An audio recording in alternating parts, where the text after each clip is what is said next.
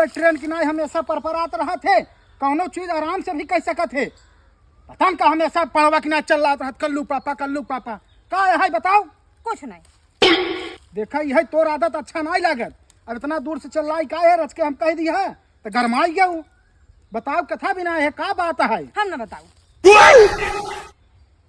अरे बता दे करेजा कथा बिन आई हूँ हमारे लगे। वो का है ना बाबू के ना खूने को उल्टी होत रहा वही आ रहे तुम्हें बतावे। चल चल चल चल बाबू जवानाया कानावा बितल बचपनावा सखियन सन के यारी रे।